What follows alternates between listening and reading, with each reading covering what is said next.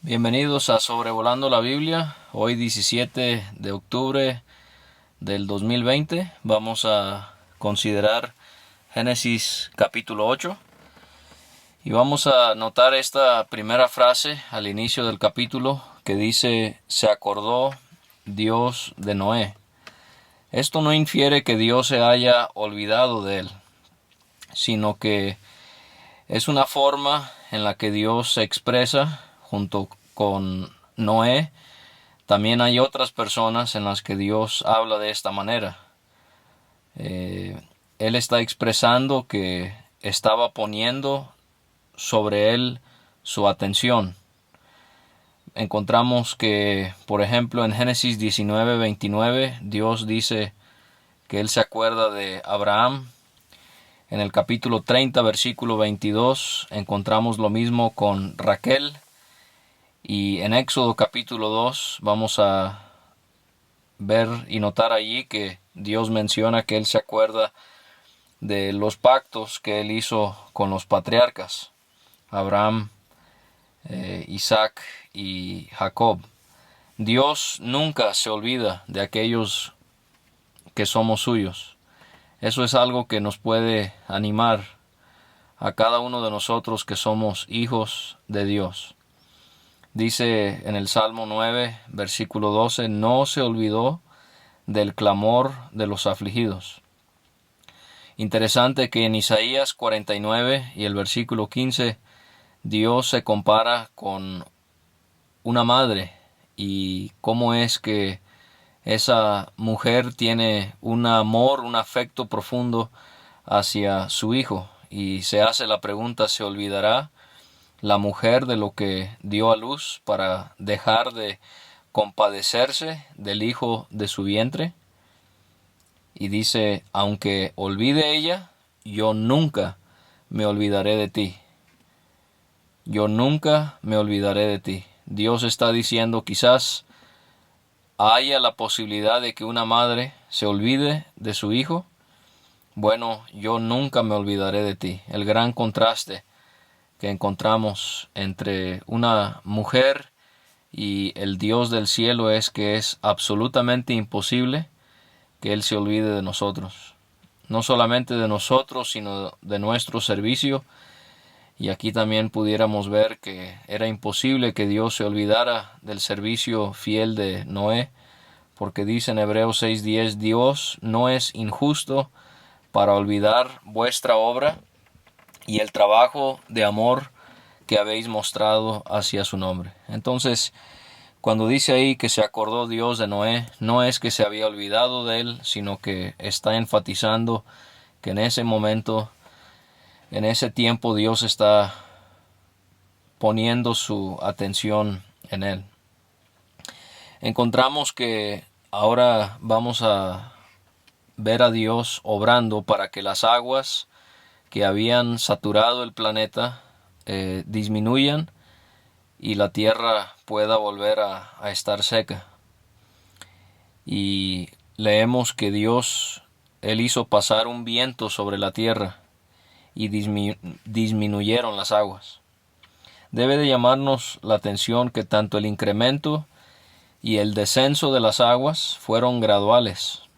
No fueron repentinamente, no fueron de un día para otro, sino que fueron procesos donde gradualmente la tierra se fue llenando de agua o el agua iba descendiendo hasta quedar seca la tierra. Y aquí podemos encontrar cómo Dios, con este viento, Él hace disminuir las aguas.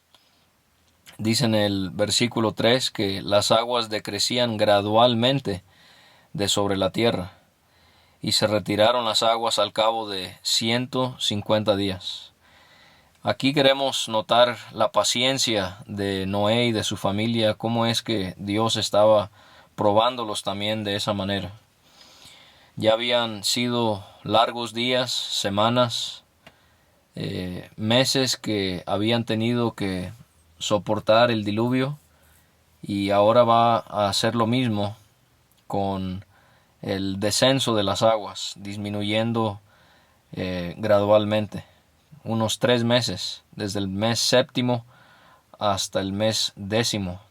Noé tuvo que esperar junto con su familia hasta que las aguas decrecieran y la tierra pudiese estar seca una vez más.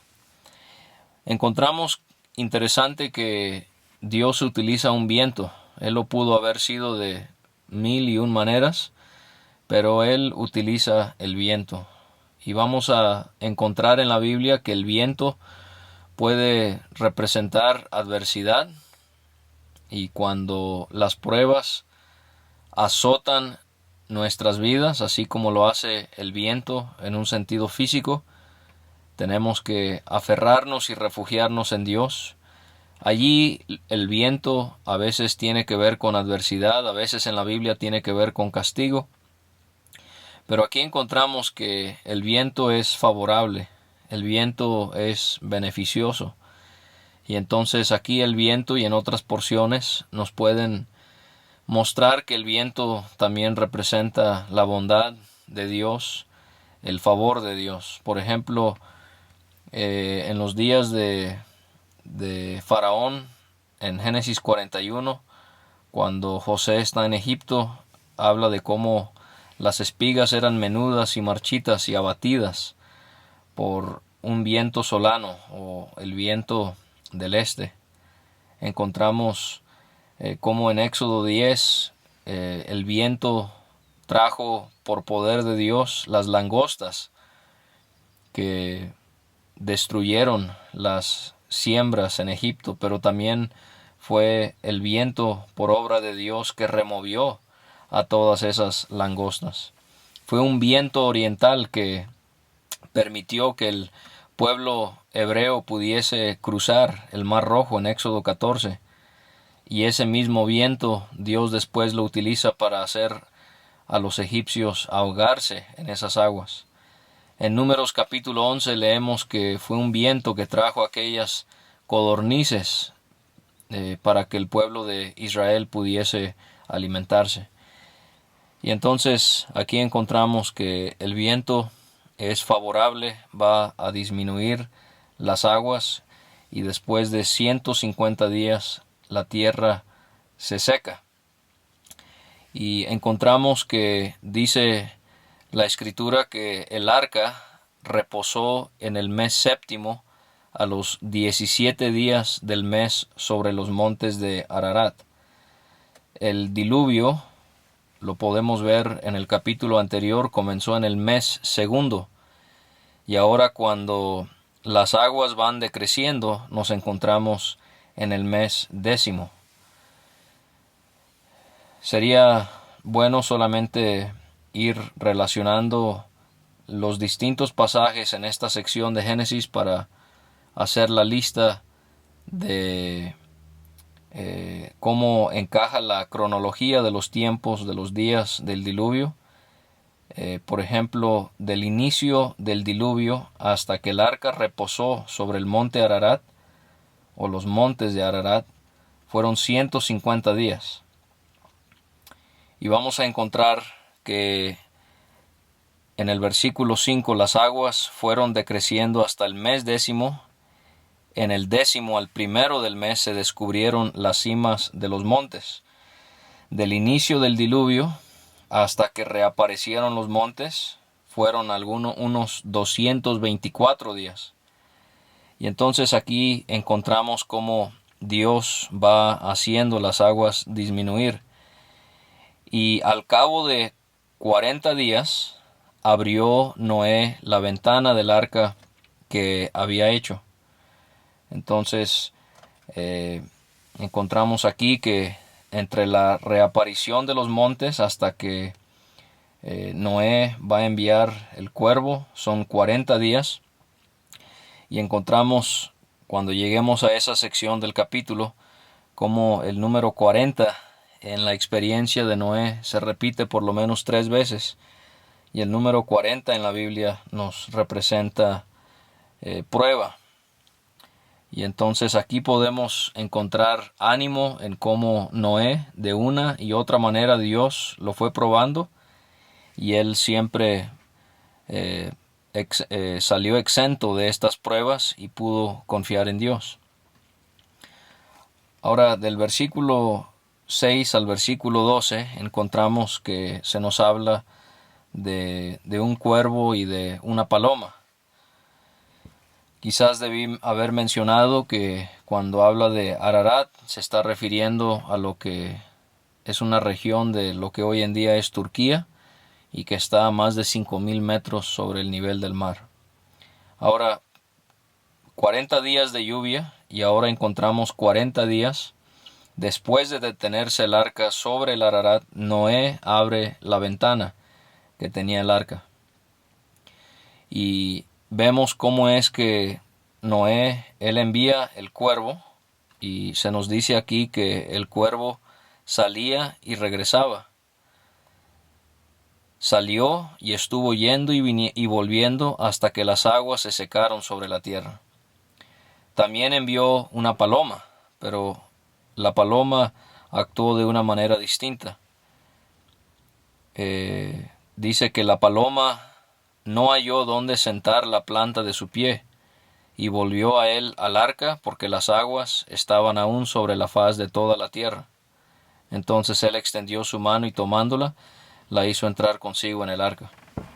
Interesante que Noé va a utilizar animales, a estas dos aves, para descifrar si la tierra estaba seca, si las aguas habían disminuido hasta el grado que ellos podían salir del arca. El cuervo es una ave de carroña, o sea que, como otras aves, el cuervo come carne de cadáveres de animales que están ya en proceso de descomposición. Siendo una ave de carroña, Levítico 11 va a establecer al pueblo judío que el cuervo es una ave inmunda que no podían comer. Y también encontramos interesante cómo va actuando, porque el cuervo iba y venía, o sea que sí podía de cierta manera disfrutar estar sobre las aguas y aquí en la tierra mientras las aguas van decreciendo. Mientras tanto que la paloma no encontró ese disfrute en el mundo cuando las aguas aún estaban sobre la tierra. La paloma, siendo una ave que come, su dieta está compuesta por un 99% en semillas. La paloma era una ave limpia para el pueblo de Israel. Y entonces quizás aquí podemos encontrar una simbología que es pertinente a la vida cristiana, y es que el cuervo, por sus características y por su actitud, cuando Noé lo envía, representa lo que éramos antes de haber aceptado a Cristo. Es lo que la Biblia llama en el Nuevo Testamento nuestra vieja naturaleza, nuestra carne. También tiene que ver lo que esa naturaleza interna que tenemos, que le apetece el pecado. Y así como ese cuervo salía y disfrutaba el poder comer de aquellos cuerpos muertos, así también la carne desea aquello que es inmundo, aquello que es sucio, aquello que está contaminado y perverso. La paloma representaría lo que somos en Cristo, nuestra nueva naturaleza. Representaría también el poder que el Espíritu Santo tiene en nuestra vida. Entonces el reto para el cristiano es poder no ser como si fuera como el cuervo, alimentándonos sobre aquello que es contaminado, sino más bien ser como la paloma, que no soportó estar aquí sobre la tierra y regresó al arca, y después de 7 días Noé esperó para enviar la paloma una vez más, y a la hora de la tarde dice que traía una hoja de olivo en el pico. Y ahora Noé entiende que las aguas se habían retirado de sobre la tierra. Interesante, ¿por qué una hoja de olivo de tantas plantas, árboles que habían y hay sobre la tierra? Bueno, quizás esto es como un preludio a lo que viene, porque vamos a encontrar en un par de capítulos la introducción de Abraham, que sabemos es el padre de Israel, y el olivo es vegetación muy común en Israel y que es utilizado en la simbología al representar al pueblo de Israel. Quizás eso tiene que ver algo con eso. Entonces la paloma regresa con la hoja de olivo y encontramos que 7 días después vuelve a enviar la paloma y la paloma ya no regresa más. Ahora, pensando en el diluvio, en todo esto lo que sucedió, el hecho de que nunca había llovido antes, Dios abre los cielos, también las fuentes del abismo, la tierra se satura de agua, Noé construye un arca lo suficiente para albergar a su familia y a un cierto número de animales para guardar las especies, y Noé y su familia terminan salvándose, y también los animales, y ellos al descender las aguas van a ser los responsables de reproducirse sobre la tierra, tanto Noé y su familia como los animales. Y vamos a encontrar un arco iris en el capítulo 9, y Dios promete que esto nunca va a volver a suceder. Y este asunto de las aves que son como mensajeras para Noé y saber cómo iba la situación. Esto hace a los cínicos y a los críticos de la Biblia burlarse de la palabra de Dios. Y ellos dirían que es completamente imposible, esto es una fábula, esto es algo que no pudiera haberse llevado a cabo, las probabilidades son muy bajas de que esto sea cierto. Y de hecho, el apóstol Pedro compara a las personas que dudan de la venida del Señor Jesucristo con aquellos que dudan que este evento del que estamos hablando sobre el diluvio también se haya llevado a cabo. Bueno, hace unos días estaba viendo cómo los mexicas que llegaron a establecerse en Teotihuacán, lo que hoy es la Ciudad de México, ellos diseñaron el calendario azteca, que aquí en México lo podemos ver en la moneda de 10 pesos. Ellos diseñaron este calendario con 5 soles. En el Museo de Antropología en la Ciudad de México uno puede observar este calendario tan detallado e interesante. Y en estos soles que estaban en la leyenda de los mexicas, ellos consideraban que el cuarto sol, cada sol representa una catástrofe que vino sobre la tierra, y el cuarto sol representa un diluvio que vino sobre este planeta. Y ellos tenían la leyenda que uno de sus dioses les había dicho que edificaran una canoa muy grande, y así fue como se pudo salvar la humanidad, animales, y se pudo seguir reproduciendo después de un diluvio.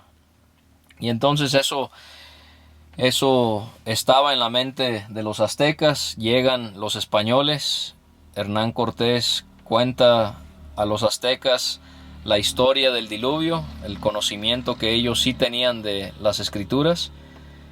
Y bueno, ellos quizás no podrían haber creído las similitudes que hay entre la leyenda azteca de un diluvio y la historia verídica que tenemos en la Biblia acerca de este diluvio. Y aquí en México no somos para nada los únicos que tenemos civilizaciones indígenas con leyendas de ese tipo.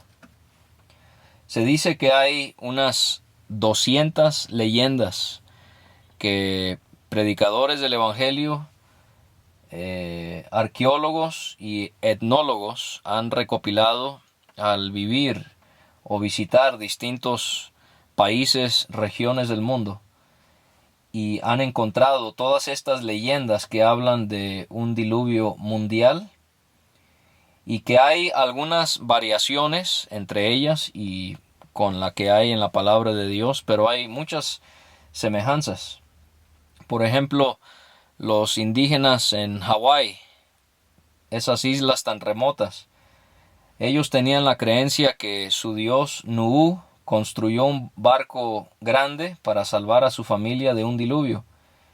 Y cuando ese barco llegó a salvo en un lugar que ellos llamaban Mauna Kea, Nu'u, él ofreció un cerdo y cocos para darle las gracias al dios de la luna. Y el Creador descendió en un arco iris para revelar que él tenía el deseo de salvar a la raza humana. Por ejemplo, en Perú, el dios creador Viracocha envió un diluvio para destruir gigantes que eran perversos. Y solamente 2 gigantes sobrevivieron en un barco que llegó a un lugar llamado Tiwanaku. Y entonces el Creador hizo animales para llenar la tierra e hizo a personas del barro. Los escandinavos hablan de cómo también construyeron una balsa del tronco de un árbol para también salvarse una familia de un gran diluvio. Así podemos también encontrar leyendas en Tanzania. Los asirios y babilonios también tenían. Hasta en Australia encontramos leyendas de este tipo. Los chinos también. En la mayoría de los continentes, leyendas de un diluvio que vino sobre la tierra y que se salvó una familia al utilizar un artefacto similar a un barco. Alguien hizo un estudio de todas estas leyendas y consideró si hay una familia favorecida en la historia de todas estas leyendas. En el 88% la respuesta es sí. También se hizo la pregunta, ¿fueron las personas advertidas que venía un diluvio? En el 66% de las leyendas sí hubo una advertencia. ¿Fue el diluvio por causa de la perversidad del hombre? En el 66% de las leyendas sí, fue por el pecado. ¿Fue la catástrofe un diluvio? En el 95% de las leyendas mundiales fue diluvio, inundación. ¿Fue global? En el 95% de los casos. ¿Sobrevivieron algunos por haber entrado a un barco? En el 70% de los casos. ¿Fueron animales salvados? En el 67% de los casos. ¿Los animales tuvieron alguna participación en este evento? En el 73% de los casos. ¿Los sobrevivientes llegaron a sentarse, a reposar sobre un monte? En el 57% de los casos. Y así podemos ir siguiendo. Y cómo es que más de 200 leyendas en la mayoría de los continentes, sean lugares cercanos a nosotros o muy recógnitos, la gran mayoría tienen muchas semejanzas. La pregunta es, ¿cómo pudo haberse llevado a cabo eso? ¿Cómo una historia pudiese tener tanto reconocimiento en nuestros ancestros? Y la única respuesta es que este registro que tenemos en las Escrituras se fue pasando de generación en generación y se fue distorsionando, sí, pero Sem, Cam y Jafet, quienes repoblaron el mundo, Habrán contado esta historia que ellos vivieron a sus hijos, ellos a sus hijos, y así. Y aquí otra vez encontramos cómo la Biblia y la historia siempre concuerdan, porque la Biblia dictamina lo que se lleva a cabo en la historia de la raza humana. Llega el tiempo cuando Dios le dice a Noé que él se baje del arca, le pide que tome todos sus animales y puedan sacarlos, vayan por la tierra, fructifiquen y multiplíquense sobre la tierra.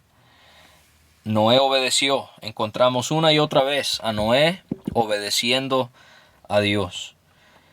Y entonces, la gracia de Dios en cómo Él los salvó, encontramos el apóstol Pedro en 2 ocasiones, él habla acerca de Noé salvándose junto con su familia. Él dice en primera de Pedro, capítulo 3 y versículo 20, los que en otro tiempo desobedecieron, cuando una vez esperaba la paciencia de Dios en los días de Noé, mientras se preparaba el arca, en la cual pocas personas, es decir, 8, fueron salvadas por agua o del agua. De paso, esto no enseña que el bautismo salva, pero no es el tema, pero esto no enseña que el bautismo salva. Pero ahí encontramos cómo el Nuevo Testamento nos confirma que Noé y su familia fueron salvados, que concuerda con lo que tenemos aquí en Génesis 8. En segunda de Pedro, capítulo 2 y versículo 5, y si no perdonó al mundo antiguo, sino que guardó a Noé, pregonero de justicia, con otras 7 personas, trayendo el diluvio sobre el mundo de los impíos. Entonces Noé y su familia son salvados. Esto nos habla acerca de cómo Dios quiere salvar al pecador de su ira por causa de nuestros pecados. Noé y su familia, según Hebreos, fueron salvados por fe. Y así solamente usted y yo podemos ser salvados del castigo por la ira de Dios, por causa de nuestros pecados, por la fe en Jesucristo. Y Noé, al considerar la gracia, la fidelidad, la bondad de Dios durante casi 380 días, más de un año, en circunstancias tan adversas, ¿qué hace Noé cuando él ve que su familia y los animales son salvados tal y como Dios se lo había anticipado antes de que ingresara al arca? Noé edifica un altar. La primera mención de un altar en la Biblia. No habrá sido el primer sacrificio, porque sabemos sin ninguna duda en Génesis 4 que Caín y Abel, ellos ofrecían sacrificios. Pero esta es la primera mención de la palabra altar. Estamos viendo que entonces esta era ya una forma común en la que se agradaba a Dios en esos tiempos, a través de la edificación de un altar y de animales sacrificados, porque leemos que Él tomó de todo animal limpio y de toda ave limpia y ofreció holocausto en el altar. Esta es la primera mención también de la palabra holocausto. Holocausto significa asciende, sube, y esto se va a convertir en los días de Israel en una ofrenda que los israelitas podían ofrendar a Dios, el holocausto, cuando un animal era quemado completamente sobre un altar. Y esto nos habla en Efesios 5 de Cristo entregándose a su Padre como una ofrenda de holocausto, y también, como se habla del sacrificio de Noé, fue de olor grato. Esta es la primera vez también que leemos esta frase, que se va a repetir cuando leamos acerca de los sacrificios en Israel, fue de olor grato. Noé ofreció animales limpios, o sea, había un costo allí, porque los animales limpios tenían más valor que los inmundos. Y en 2 de Samuel 24:24 David va a decir que nos enseña que él no quería ofrecer holocausto a Dios que no le costaba. Y entonces Dios, al ver la ofrenda de Noé, él dice: no volveré más a maldecir la tierra por causa del hombre, porque el intento o la predisposición o el propósito del corazón del hombre es malo desde su juventud. Ni volveré más a destruir todo ser viviente como he hecho. Y en el capítulo 9 vamos a encontrar que él va a utilizar un símbolo para comprobar, para confirmar eso, que Dios jamás iba a enviar otro diluvio como ese a la tierra. Y ahí encontramos cómo Noé es un adorador de Dios con este sacrificio al contemplar la misericordia de Dios hacia su familia y hacia la tierra, hacia los animales. Y Dios hace una promesa que mientras la tierra permanezca, no cesarán la sementera, o sea, los tiempos cuando se siembra, y la siega, los tiempos cuando se cosecha, el frío y el calor, el verano y el invierno, el día y la noche. Dios estableciendo